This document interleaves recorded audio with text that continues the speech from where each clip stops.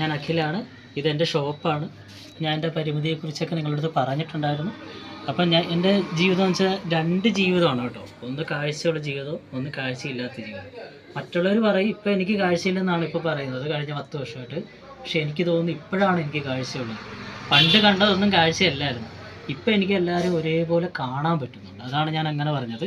അതാണ് ഞാൻ പറഞ്ഞത്. മറ്റുള്ളവർ പറയും ഇപ്പോൾ അഖിലിന് കാഴ്ചയില്ലെന്ന്. എനിക്ക് നല്ലപോലെ ഇപ്പോഴാണ് കാണാൻ പറ്റുന്നത്.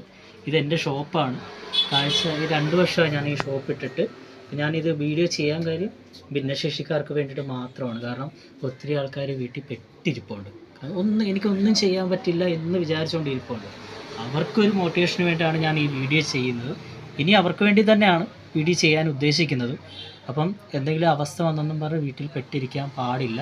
ഒരു 100-ൽ 60% ഭിന്നശേഷിക്കാർ ഇപ്പോഴും അകത്ത് തന്നെയാണ്. 40% ആൾക്കാർ മാത്രമേ ഉള്ളൂ പുറത്ത്. നമുക്ക് ചെയ്യാൻ പറ്റും. ആദ്യം നമ്മൾ ഒരുങ്ങുക. നമ്മൾ ഒരുങ്ങിക്കഴിഞ്ഞാൽ നമ്മുടെ കൂടെ നിൽക്കാൻ ഒത്തിരി ആൾക്കാരുണ്ടാവും. അപ്പോൾ എനിക്കെന്ന് വെച്ചാൽ എൻ്റെ ഫ്രണ്ട്സൊക്കെ എൻ്റെ കണ്ണാണ്, എൻ്റെ കാഴ്ചയാണ്.